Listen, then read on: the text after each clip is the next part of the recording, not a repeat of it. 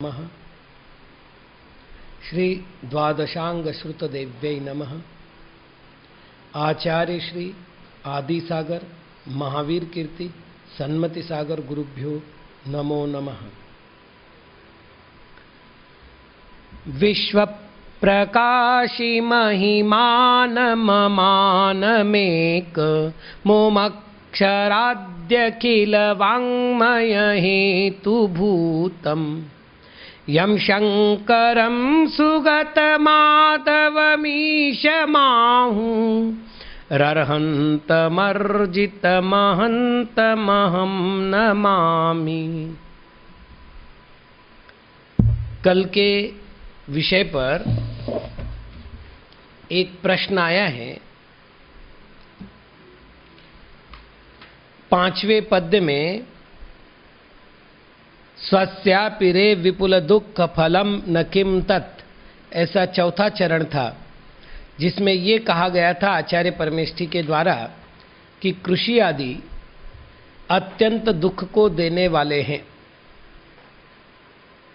जबकि अन्य आगमों में ऐसा कहा गया है कि कृषि करो अथवा ऋषि बनो।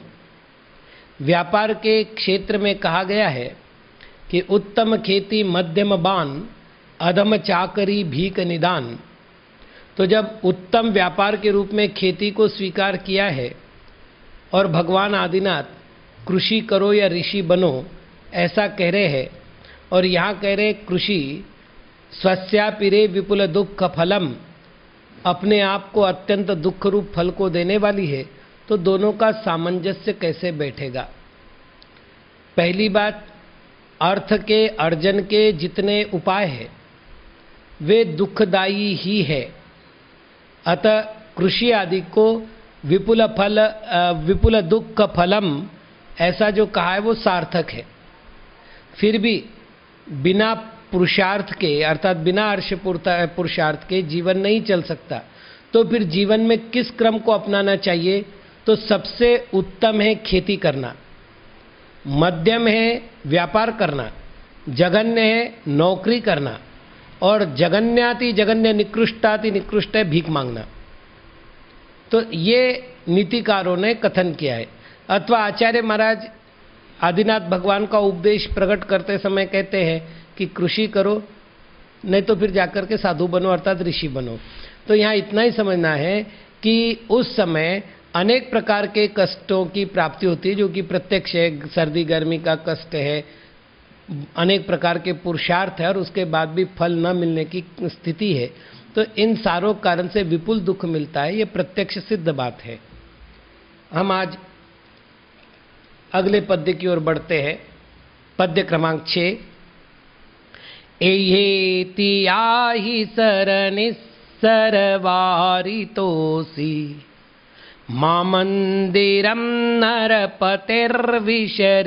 विशंकम् इत्यादि सेवन फलं प्रथमं लभन्ते लब्ध्वापि सा यदि चला सफला कथं श्री।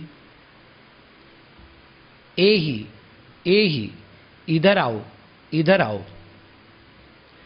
रे अरे नरपते राजा के भवन में विशंकम शंका से रहित होकर माँ विष प्रवेश मत करो।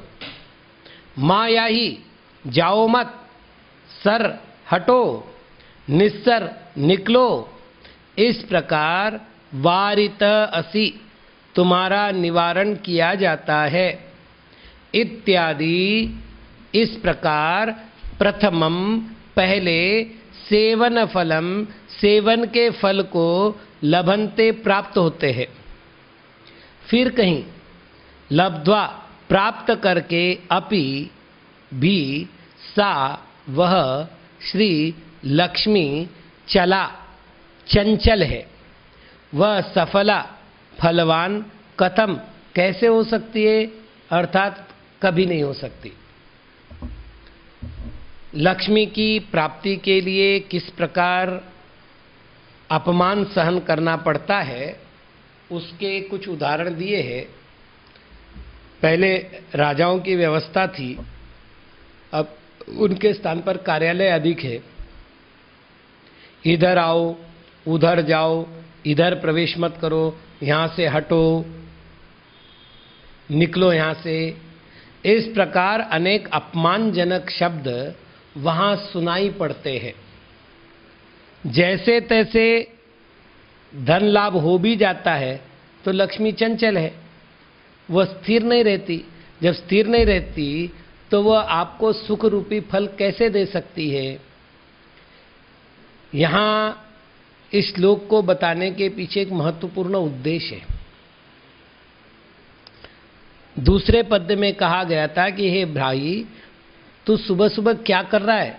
बोले धन प्राप्त करने के लिए पुरुषार्थ करने की मेरे को शीघ्रता है। उसी बात को यहाँ स्पष्ट करते हुए आगे बढ़ रहे आचार्य महाराज कि वो कह रहे हैं कि भैया तुम चाहते हो कि धन लाभ होने पर सुख लाभ अवश्य होगा, इसलिए मुझे धन मिले। तुम्हारी इच्छा तो ठीक है, लेकिन क्या धन लाभ का प्रयत्न, धन लाभ होने के बाद धन रक्षण का प्रयत्न और धन रक्षण के साथ धनोपभोग करते समय उसका विपाक, ये तीनों काल में तुझे सुख हो सकता है? इसके लिए नीतिकारों का एक वाक्य है, अर्थानामर्जने दुखम अर्जिताश्च रक्षणे आये दुखम व्यये दुखम किमर्थम दुख साधनम। अर्थानाम अर्जने दुखम, धन की कमाई करने में दुख होता है, सहज रूप से नहीं होता। आप देख रहे होंगे जैसे कृषक है,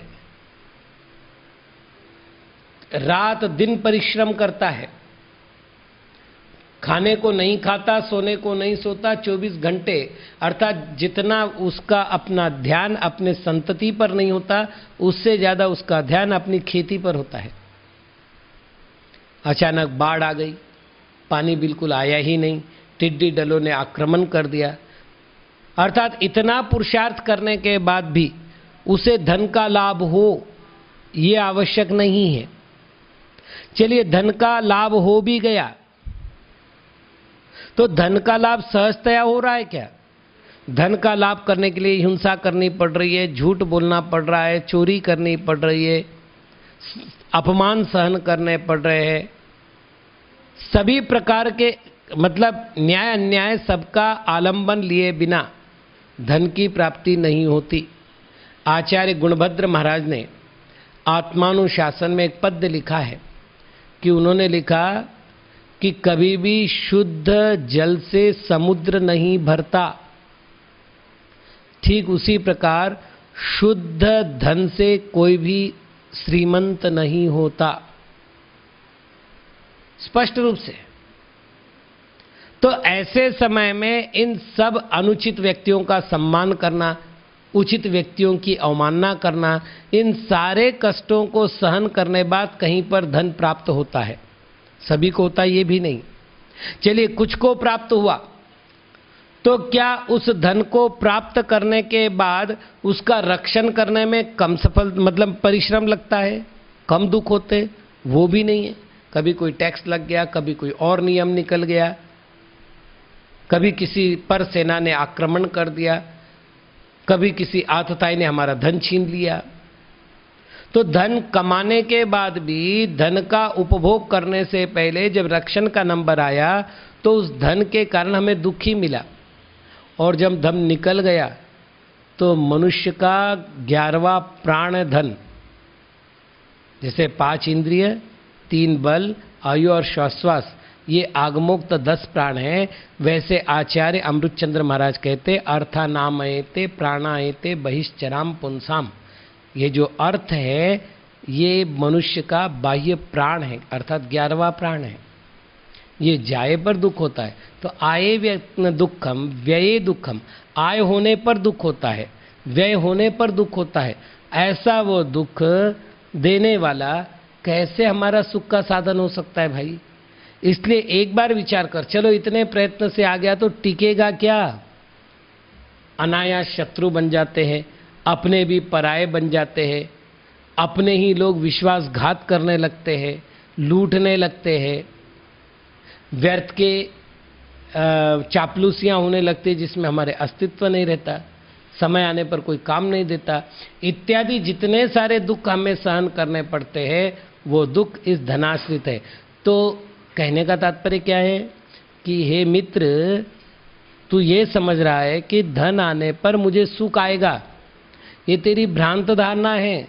धन आने पर सुख नहीं आता, धन आने पर दुख आता है। अर्थम अनर्थम भावय नित्यम, आचार्य कहते हैं अर्थ हमेशा अनर्थ का कारण है, ऐसी भावना कर। तो यहाँ पर यह बताया गया कि कठिनता से धन प्राप्त होता है, उसका रक्षण करने में कठिनता होती है, और लक्ष्मी का स्वभाव ही चंचल है, और उस चंचल स्वभाव के कारण यदि तुम्हारे पास आग भी गया धन तो कितने दिन टिकना है, वो तो जाना ही जाना है। और जब जाना है तो जो संकल्प विकल्प होने, जो संक्लेश उत्पन्न होते हैं, वो संक्लेश तो मरण से भी अतिशय कठिन होते हैं। इसलिए धन सुख का कारण है, ऐसा श्रद्धान मत कर। ठीक है, सुख के कारणों में, अनेक कारणों में एक साधन कारण निमित्त धन हो सकता है, ये मान लेते, फिर भी धन साक्षात कारण नहीं है। उदाहरण के लिए, मैंने ये पेन चाहा है, ये पेन को मिलने से मुझे सुख मिल रहा है, और इस पेन को प्राप्त करने के लिए धन चाहिए। तो धन पेन का साधन बना, पेन मेरे सुख का निमित्तभूत परिणाम बनाने में साधन बना, मतलब मुझे इष्ट लगने का साधन बना, और वो इष्ट भाव मुझे आनंद दे रहा है। लेकिन एक और भी परिणति है मन की, जब तक वस्तु नहीं मिलती, मतलब ये पेन मुझे जब तक नहीं मिला है तब तक इस प्रेम की अभिलाषा रहती है, इस पेन की अभिलाषा रहती है। और जैसे ही ये पेन मिल गया, मुझे लगता है उसके पास का पेन इससे ज़्यादा अच्छा था, ये तो बड़े हल्की क्वालिटी का, ये नहीं होना चाहिए, वो होना चाहिए। अर्थात जो मेरे पास नहीं होता उसकी अभिलाषा को जन्म देता है किसी वस्तु का प्रेम। तो अर्थ वस्तु का, वस्तु परिणामों का, और परिणाम सुख का कारण है। तो कारण के कारण का कारण होने से यदि हम कारण स्वीकार कर ले तो जैन शासन को एक पल के लिए मान्य भी है, लेकिन वो साक्षात कारण नहीं है और नियामक कारण नहीं है। अर्थात होगा ही ऐसा नियम नहीं है। ऐसे भी लोग देखे जा सकते हैं कि जिनको डायलिसिस करना पड़ता है हर 2 दिन में, 3 दिन में, उनके सामने मिठाइयों की थाली रखी है, लेकिन उनके परिवार वाले उनको पानी भी गिन करके पिला रहे हैं, तोल तोल के पानी दे रहे हैं, सारी वस्तुएं सामने हैं, और वो पीड़ित है कि वो खा नहीं सकते। सारा धन उनका है, वो सारा स्वामित्व उस धन का रखते हैं, लेकिन उसका उपभोग करने का स्वामित्व नहीं रखते। इसलिए धन हो और सुख हो, ये एकांत नहीं है। धन होने पर दुख भी हो सकता है। इसलिए हे भव्य, तो दुख के कारणभूत इस धन को सुख का साधन मत मान, ये इसका अर्थ हुआ। अब हम 7वें पद्य की ओर बढ़ते हैं। वार्तापि किन्न तव कर्णमुपागतेयम् पात्रे रतिं स्थिरतया न गता कदाचित् चापल्यतोऽपि जिन सर्वनितम्बिनीश्रीस् तस्या कथं बत कृति विदधाति संगम। कदाचित, किसी काल में, पात्र में, रतिम प्रीति गता करे तो भी स्थिरतया स्थिर रूप से नहीं रहती। इयम यह वार्ता बात किम क्या तव तुम्हारे कर्णम कान में अपि भी न उपगता नहीं आई है। क्या तूने नहीं सुना है कि पात्र में प्रीति करते हुए लक्ष्मी भी वहां पर स्थिर नहीं रही है। बत खेद है कि चापल्यता चंचल होते हुए अपि भी नितंबिनी श्री स्त्रियों का रूप जिन सर्व सबको जीतता है। कृति करने वाला तस्याह उसकी संगम संगति कथम विदधाति, क्यों धारण करता है, अर्थात उसे धारण नहीं करना चाहिए।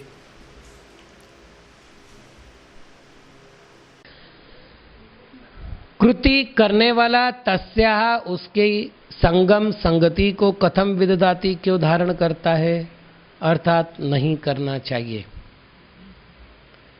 यहाँ एक बात कह रहे हैं कि नारी का यौवन और नारी का सौंदर्य ये क्षणभंगुर है, और ऐसे होते हुए भी दुर्भाग्य से यह जीव नारियों के साथ प्रेम करता है, आसक्ति को धारण करता है। इस प्रकार की जो अज्ञानता स्त्री विषयक है, वही अज्ञानता इस मनुष्य में लक्ष्मी के संबंधित है। वह ये समझता है कि लक्ष्मी होगी तो मैं महान रहूंगा। लोक में भी ये मान्यता, ये बड़ा पुण्यवान है क्योंकि ये लक्ष्मीपति है। पूर्ववर्ती पुण्य के उदय से लक्ष्मी की प्राप्ति हुई, लेकिन सत्पात्र को भी लक्ष्मी प्राप्त होती है तो भी वो चिरकाल तक उनके पास नहीं ठहरती। अब देख लो आप, शुभोम चरित्र का उदाहरण सर्वविख्यात है। कहाँ षटखंड का अधिपति, नवनिधि, 14 रत्न, सब कुछ उसके पास है। और एक समय ऐसा आया कि सबसे विमुख हुआ और मरण हुआ तो समुद्र में। जिस श्री कृष्ण के जप करने से पूरे यादव वंशियों के लिए देवों ने आकर के द्वारिका की रचना की, श्री कृष्ण के आंखों के सामने वह द्वारिका धू-धू जल गई। अर्थात इस जीव को वैभव की प्राप्ति होती है, लेकिन वो वैभव चिरकाल तक नहीं ठहरता। लक्ष्मी के लिए अर्थात धन के लिए चंचला शब्द का प्रयोग है। संस्कृत भाषा में चंचला शब्द का एक अर्थ है, अर्थात चला शब्द का एक अर्थ है बिजली। बिजली कड़ाड़ती है, चमकती है और क्षण भर में नष्ट हो जाती है। वही स्थिति इस लक्ष्मी के विषय में है। आती है, क्षण भर में नष्ट हो जाती है, इसलिए इसको शब्द शास्त्रों में चपला कहा है। अर्थात स्थिर नहीं रहने वाली, हमेशा चलने वाली। और भैया फिर भी क्या तुम्हारे, कितना अच्छा प्रश्न पूछा आचार्य महाराज ने, क्या यह वार्ता तुम्हारे कानों में नहीं आई है कि लक्ष्मी चंचल है? अरे सारे संसार में तुम देख रहे हो कि किसी के पास लक्ष्मी स्थिरता से नहीं रहती। फिर ऐसा क्यों तुम सोच रहे हो कि शाश्वत आत्म सुख स्वभाव को प्राप्त करने के लिए उस लक्ष्मी की आवश्यकता होगी? कल मुझसे एक प्रश्न किया गया कि महाराज ये तो ध्यान ग्रंथ है, अब ये देखो 7वां श्लोक चल रहा है, ध्यान का तो वर्णन है, अभी तक तो पैसे ही पैसे का वर्णन चल रहा है, पैसे का वर्णन नहीं चल रहा है। ध्यान के पहले ज्ञान की आवश्यकता है, और ज्ञान वही होता है जो भ्रांत धारणाओं को तोड़ता है। अनादि काल से ये भ्रांत धारणा आई है कि सुख वहां है जहां धन है। मतलब हम छोटे छोटे बच्चे थे, हमारे मम्मी पापा हमसे कहा करते थे पढ़ लिख ले, आगे जाके अच्छी नौकरी मिलेगी, थोड़ा पैसा हाथ में आएगा, जीवन सुख में निकल जाएगा। मतलब एक धारणा है, पैसा हाथ में होगा तो जीवन सुख में निकल जाएगा। ये बात अलग है कि उन्होंने भी अपना घर द्वार छोड़ करके मुनि दीक्षा और आचुल्लिका दीक्षा ग्रहण की है। अब वो नहीं कह रहे कि धन से सुख मिलता है, अब वो कहते संयम से सुख मिलता है। लेकिन हमको जो समझाया गया है बचपन से, वो यही समझाया गया कि धन से सुख मिलता है, इसलिए तुम धन के लिए अच्छी पढ़ाई करो। तो ये जो भ्रांत धारणा की भित्तियां खड़ी हुई अनादिकाल की, इन भित्तियों को तोड़े बिना ज्ञान में प्रवेश नहीं हो सकता, और ज्ञान में प्रवेश हुए बिना ज्ञान की एकाग्रता नहीं हो सकती, और ज्ञान की एकाग्रता के बिना ध्यान नहीं होता। तो ये पहले भ्रम की दीवारें तोड़ रहे हैं। मनुष्य ने दो सुख माने हैं, जिसका इसमें वर्णन किया उन्होंने, एक कंचन, दूसरा कामिनी। कंचन का अर्थ हो गया सोना अर्थात धन, और कामिनी का अर्थ हुआ स्त्री। मनुष्य पर्याय में सबसे बड़े सुख कौन से? तो कंचन और कामिनी। आचार्य महाराज कहते हैं, भैया जिस कामिनी के सुख की तू चर्चा कर रहा है वो तो क्षणभंगुर है, वो स्थिर रहने वाला नहीं है, अर्थात वो भी चपला है। और जिस धन की तू चर्चा कर रहा है वो भी चंचल है, और चंचल परिणति वालों के द्वारा स्थायी स्वभाव की प्राप्ति कैसे हो सकती है? इसलिए तुझे यदि सुख की अभिलाषा है तो तू इस चंचल प्रकृति वालों की शरण छोड़ और मात्र अपने आत्मलक्ष्मी को प्राप्त करने का प्रयत्न कर। एक और श्लोक ले लेते हैं। आचार्य महाराज बहुत सुंदर चर्चा करते हैं। प्रणमत्युन्नति हेतुर जीवत हेतुर विमुंचति प्राणान दुःखी यदि सुख हेतु हो को मूर्ख सेवकादपर। यदि उन्नति हेतु हो, उन्नति के लिए प्रणमति प्रणाम करता है, जीवित हेतु हो जीवित रहने के लिए प्राणान विमुंचति प्राणों को छोड़ता है, सुख हेतु हो सुख पाने के लिए दुखी होता है, तो उस सेवक से अपरह पृथक मूर्ख कह कौन है? अर्थात कोई नहीं है। सुभाषित रत्न भंडागारम नाम का एक ग्रंथ है। वैदिक संस्कृति में इस संग्रह ग्रंथ को बहुत ज़्यादा महत्व दिया है। उसमें लिखा है, नाशनाति सेवयोत्सौक्यात् विनिद्रो न प्रबुध्यते न निश्चंकम वचो ब्रूते सेवकोप्यत्र जीवति। सेवा करना, जैसे अभी मैं प्रश्न का उत्तर देते समय कहा था, उत्तम खेती, मध्यम बान यानी व्यापार, अधम चाकरी, भीख निदान। चाकरी यानी दास्ता, सेवकपना। तो सेवा वृत्ति कितनी निंद्य है। वो कहते हैं नाशनाति सेवयोत्सौक्यात्, सेवा की उत्सुकता के कारण वो भोजन नहीं करता है। फिर विनिद्रो न प्रबुध्यते, निद्रा रहित होता हुआ भी जागृत नहीं रहता। और न निश्चंकम वृचो ब्रूते, निश्चंक होकर के वचन नहीं बोलता, भयभीत होकर के वचन बोलता है, कोई मालिक ना सुन ले। और फिर भी सेवको अत्र जीवति, ऐसा सेवक भी यहाँ जीवित रहता है।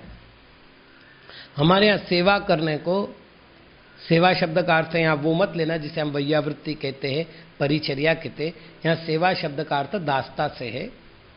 दास्ता जिसको नौकरी कहते हैं। एक लेखक ने लिखा, नौकर कौन होता है? जो 9 प्रकार के टैक्स देता है, अपना स्वाभिमान देता है, अपना समय देता है, अपना जीवन देता है, अपना धन देता है। ऐसे 9 प्रकार के जो टैक्स, कर का अर्थ क्या होता है? जैसे अपन कहते हैं ना राजकर, तो कर यानी टैक्स। तो जो 9 प्रकार का टैक्स देता है वो नौकर। यहां आचार्य महाराज कहते हैं कि सेवकात अपर मूर्ख कह, सेवक से ज्यादा मूर्ख कौन होगा?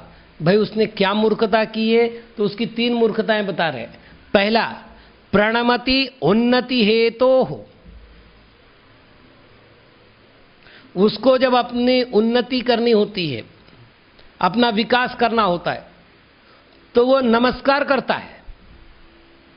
आप देख लेना, किसी को अपने जॉब में विकास चाहिए तो संदर्भित अधिकारियों के बार बार पैर पड़ता है, उनको रिश्वत देने का प्रयत्न करता है, उनकी मनौती करता है कि भाई कैसे भी करो मेरा थोड़ा सा काम बनवा दो। उन्नति के लिए तो ऊपर चढ़ना चाहिए ना, लेकिन देखो सेवक को कि वो प्रणमति उन्नति के लिए झुक रहा है। जीवित है तो विमुंचति प्राणान, उसको जीवित रहना, तो जीवित रहने के लिए प्राणों की रक्षा कर ले अपने, नहीं अपने प्राणों को छोड़ रहा है।